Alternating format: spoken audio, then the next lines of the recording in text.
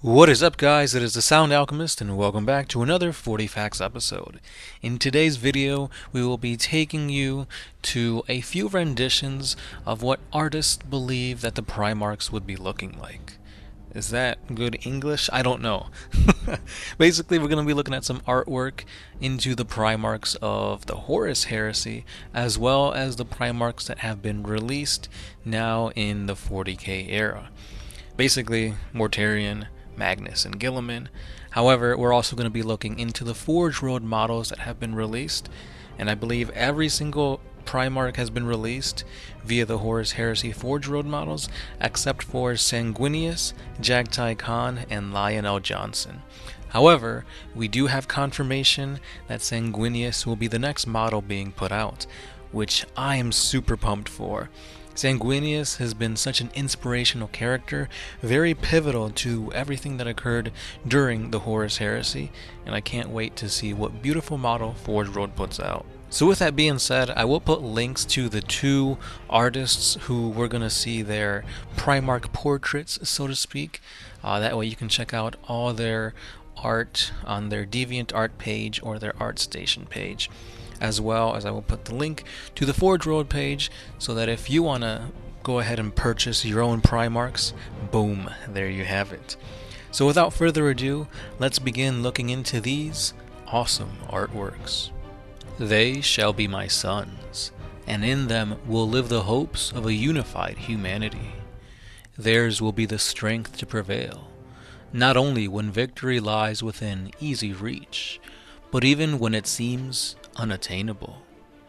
When doom settles like a shroud all about, in those times of darkness, my noble sons will shine the brightest of all, the Emperor of mankind. Now, the way in which we're going to cover each Primarch is based on the order that the Emperor found them. Now, I'm not 100% sure if this is 100% confirmed. There might have been some retconning going on, or maybe some books contradict other books. However, this is the order that we're going to go in. And beginning with everybody's favorite Primarch, let's start with Horus. Horus was the favorite of the Emperor, and he was the Primarch to the Luna Wolves. Unfortunately for him, he became a Chaos worshipper, and he began the Horus Heresy.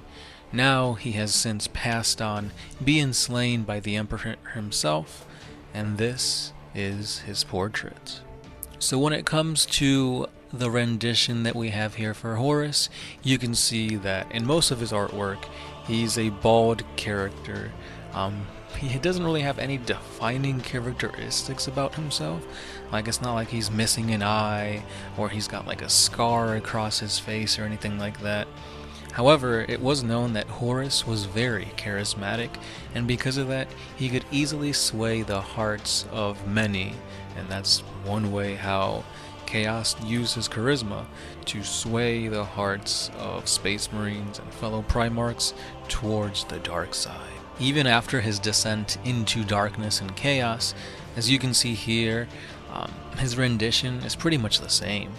He just got a little bit more chaotic looking in his armor, but his face didn't really change. It's not like he has glowing red eyes or anything like that. Maybe if he lived on past the heresy and if he became a demon prince, then he would change. But as we see him here, as he fought the Emperor, his demeanor was pretty much that of the same old Horus that we knew pre-Chaos. Leman Russ, the Wolf King, is the Primarch of the Space Wolves chapter of Space Marines. He was a very brutal and ruthless Primarch who later became known as the Emperor's lapdog.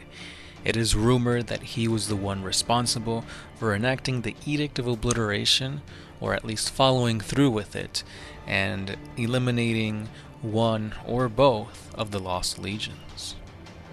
Now, in both the Forge World model and in this image that we see here, Leman Russ has blonde hair, which, whenever I think of Leman Russ, I think of a more grizzled man, more like this picture here, where he's got red flowing hair, he's got that long beard, and overall just a more brutal demeanor. In my opinion, he would be best played as Tormund from Game of Thrones. I think that would be a perfect person in real life to kind of show you what Leman Russ would have been if there was like a live action movie or TV show going on about the Primarchs. I think he would fit the bill just perfectly. The next Primarch that would be discovered would have been one of the lost Primarchs.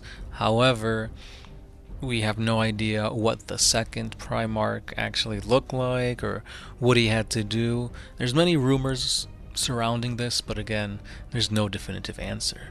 So because of this, let's move on to Ferrus Manus.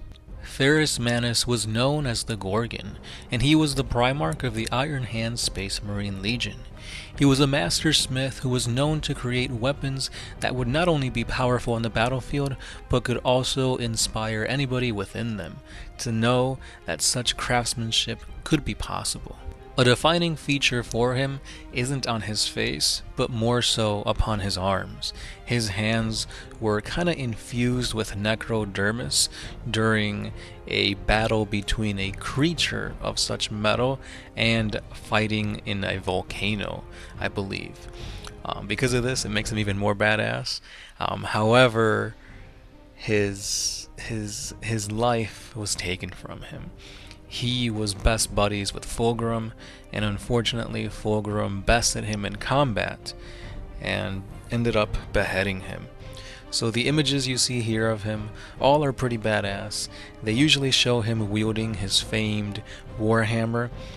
However, he's now been deceased, so the chances of him getting a new model in 40K or coming back in one way or another are pretty much zero. However, GW has been known to change things, so maybe he will be getting a model, but as it stands now, Ferrus Manus is deceased. And would you look at that, the next Primarch to have been discovered was actually the best friend to Ferrus Manus, and it is none other than Fulgrim. So Fulgrim, as we all know, is the Primarch who is all about the Emperor's children. He was all about perfection, all about attaining the best of who he can become, and unfortunately that led him towards chaos. He ended up killing his best friend in combat. He was also possessed by a demon who possessed his body for a time. However, I think as of right now he has forced the demon out of his body, but demonhood has now taken a hold of him. He had a demon, he lost it, and now he's become a demon prince who may or may not be coming out soon in the 40K timeline. There's a whole bunch of rumors swirling about this. However, Fulgrim, I don't know, I just can't wait to see him. It's rumored that he's got a serpentine body, 4 arms, and that's just badass. Because currently we have Mortarion and Magnus the Red as models in 40K, but to see perfection incarnate as a demon prince, that would be really awesome. However, I really do like his sculpt in the Forge World Heresy, the HORUS Heresy model line. It just looks really badass, and it's like very dynamic posing. So hopefully they bring something similar to that into the 40K timeline. The next Primarch to be discovered is Vulkan. Now Vulkan is the Primarch of the Salamander's Legion, and they're all about flame, plasma weaponry, or actually melta weaponry, and overall just craftsmanship. He was known to be a powerful superhuman warrior who towered above all the other Primarchs. So because of that, he was the strongest of them all. And as you can see his demeanor here, he is very intimidating. He's got red eyes, which is very, very piercing, and he's got pitch black skin because of his homeworld being Nocturne. Now Nocturne has tons of volcanoes, and because of that you have like soot and just smog everywhere, and because of that they being the Space Marines as well as Vulkan all got that kind of genetic mutation throughout the years. Now since Vulkan happens to be a perpetual, it's very likely that he will come out in 40K when that's that can be any time really. However, Just the sculpts for this guy is really amazing. I've got a buddy who plays salamanders, and he's got a conversion of this sculpt, and it just looks amazing. And all the images you see here of what he looks like just looks really intimidating. So all in all, we have Vulkan, the perpetual mutant of the salamanders.